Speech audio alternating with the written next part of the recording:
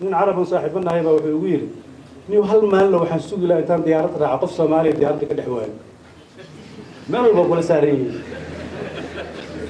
waagi dambe waxaan ugu dhahay Sri Lanka waxaan yiri wallahi haddaysan qoladii meeshaan ma imaada soo noqodkeygii inta magaalada joogay waan waayo dhahay Soomaali markaan soo noqonay diyaarad soo karay baan business class kii la fadhiyaan ku dhahay waan fiiriyo yaa akhi anta min ayn baayo kaas min Soomaali waxaan la dardaaran yar oo kooban inaan soo jeediyo Soomaaliyeed meel kasta oo ay dunida maanta ka joogto saddex shay yaanan aqbalin inaan qoosano yaanan aqbalin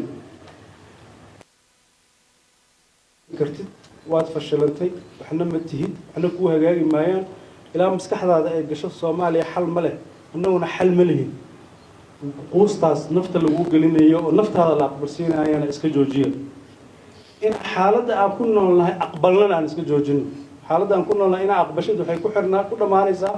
inaan markii dambana madaxa hoos u raariciso wax allaaleeyo wixii ajnabi ku sheego ama adiga duruuftaada khaldan ay ku sheegtay inaad hoggaansanto sadarteed ummad waxaan nahay wadaniyada laga rabo inay ilaaliyaan jiritaankooda qowmiyadeedna inay ilaaliyaan diintooda inay ilaashadaan waxaan maraynaa marxalad aan rabo waxa laga waa soo koobaya waxaan idinkugu bishaareynaya ummadda Soomaaliyeed qowmiyadda Soomaalidu meel kasta ay kaga nooshahay maanta maalin ay ka fiican tahay ma jirto yaanan waxba niyada leedinka jabinin maanta maalin ay ka wanaagsan tahay ma jirto halbeegyo kooban oo idinku aqbalaysaan oo idin tirinaya marka koowaad tacliinta 50 sano ka hor meeshaan joognay iyo maanta meeshaan joogno farqiga u dhaxeeya qiyaasi kartiin kulligii inta halkaan fadhida waxa laga yaabaa in laga soo saaro 50 qof oo PhD haysatay laga soo dhex saaraa dhici karto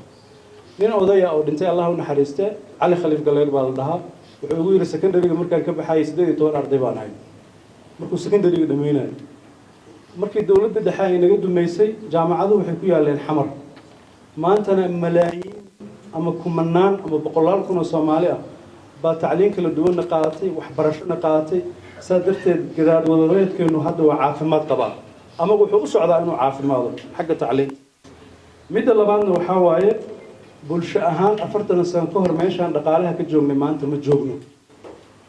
geeska Afrika dadka ugu taajirsan baan nahay meelo badan baan dhaqaale ku haysanaa dhaqaalaha anaguna waa faafay 40 sano ka hor waxa laga yaabaa hal qof oo halkaan fadhiyo waxa uu haysto ragii waaweynaa oo ganacsatada ahaa inaysan haysanin oo magac lahaa Jirde Xuseen iyo Uunlaayo iyo rag odayaal oo magacyada baa jiray waxa laga yaabaa wiil hadda 30 sano aan gaarin lacagtu haysto inay ka badan tahay lacagihii raggaas ay haysteen sadarteed dhaqaale ahaana waa ladanahay waliba waxaan u baahanahay ka badan ilaa marka aniga waxaan ka fiirinayaa 40 sano ka hor dhaqaalaha haysanay iyo maanta ma ka fiicanahay waa ka fiicanahay waxa waaye tiradeena aad bay u badatay tiro badan baan helay qowmiyadda labaad baan ka noqonaynaa haddii la kala jarjarana waxa laga yaabaa inaan qowmiyadda koowaad aan ka noqono marka waa inaan u gudubnaa dad qaaradda Afrika iyo dunida dhan ku saameyn kara inaan noqono ummaddu markay badan tahay awoodaha laga fiiriyo kamid ah qodobka u dambeeyana waxa waaye inaanu xadaaradihii dunida ka jiray oo dhan qof Soomaaliya hayaan helaynaa tii Afrikaanu haynaa tii galbeedka taalo noocyadeedii haynaa tii Asian haynaa xadaarad dunida taala oo qof Soomaaliya uusan haynin ma jirto nin carab saaxiibana hayba wuxuu ugu yiri niyo hal maalin waxaan sugi lahaa intaan diyaarad raaco qof Soomaali diyaaradda ka dhex waayo meel walba kula saaran waagi dambe waxaan ugu dhahay Sri Lanka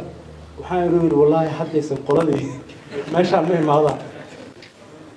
soo noqodkeygii inta magaalada joogay waan waayo dhahay Soomaali markaan soo noqonay diyaarad soo karay baan business class kii la fadhiyaan ku dhahay waan fiiriyo yaa akhi anta min ayn baayo kaas min Soomaali uu soo socdaa marka ummad waxaan nahay sidaas xadaarado kala duwan u keensatay waxaan ku soo aruurinayaa marka